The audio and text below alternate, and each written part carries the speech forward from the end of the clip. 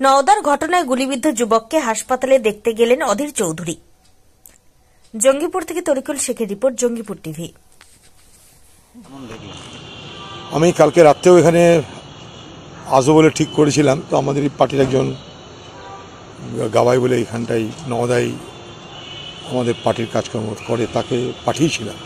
তখন যে আহত হয়েছে সে অপারেশন থিয়েটারে ছিল, ফলে কালকে রাত্রে আর আসার সুযোগ হয়নি। আজকে এলাম, এখনও পর্যন্ত শুয়ে আছে, ঘুমিয়ে আছে। যাও, তাদের পরিবারের লোকরা আছে, তাদের সঙ্গে কথা বললাম। তারা বললো যে মানে আর বিপদের বাইরে আছে, এরকম বললো আর কি। তবে যে চিকিৎসা করছেন ডাক্তার, ইচ্ছা আছে তার সঙ্গে আবার কথা বলার। তো আপাতদৃষ্টিতে মনে হয়েছে যে বিপদের বাইরে আছে, মানে অন্তত বেঁচে আছে এটুকু স্পষ্ট হলো, মানে আমার জ্ঞানে আর কি। কিন্তু ঘটনাটা অত্যন্ত নিন্দাজনক। ব্যাপার হচ্ছে যে সর্বাঙ্গপুর একটা শান্ত জায়গা, সেখানে মানুষের উৎসব পার্বণ পরব আশেপাশে সব জায়গাতেই হয়। পাশে শ্যামনগর, তারপরে সর্বাঙ্গপুর, এসব এলাকার মানুষ একে অপরের সঙ্গে মেলামেশা, খুবই ভালো সম্পর্ক এদের মধ্যে। সেখানটায় একটা তৃণমূল নেতাদের তাদেরও কোনো প্রোগ্রাম থাকতে পারে, কিন্তু গাড়ি নিয়ে যাবে, রাস্তা তো সকলের। সে রাস্তায় মিছিলও যায়, সে রাস্তায় মানে ধর্মীয় অনুষ্ঠানের শোভাযাত্রাও যায়, রাস্তা সকলের, সেখানে পেঁয়াজের গাড়িও চলে, সবই চলে।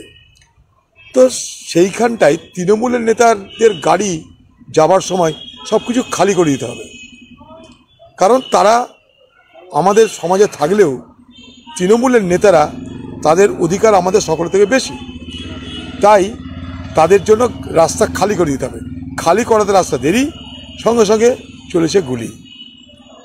মানে পুলিশের কাছে, পুলিশ অফিসারদের কাছে সকলের কাছে আধুনিক অস্ত্র থাকে বলে আমার জানা নাই, কিন্তু তৃণমূলের নেতাদের কাছে সে ছোটো বড়ো সব অস্ত্রের কোনো কমি নেই। কতগুলো সাধারণ মানুষের উপরে গুলি চালিয়ে একজনকে আহত করে কি বাহাদুরি দেখিয়েছে আমার জানা নাই।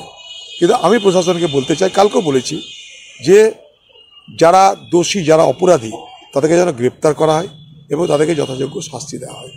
এবং পাশাপাশি সেইখানকার সব ধর্মের মানুষ, সব বর্ণের মানুষ, সব সম্প্রদায়ের মানুষের কাছে আমার একটাই বক্তব্য থাকবে, যে এই ঘটনাকে নিয়ে আমরা যেন খামোখা সাম্প্রদায়িক উত্তেজনার শিকার না হই, কারণ সাম্প্রদায়িক উত্তেজনা তৈরিরও চেষ্টা হতে পারে।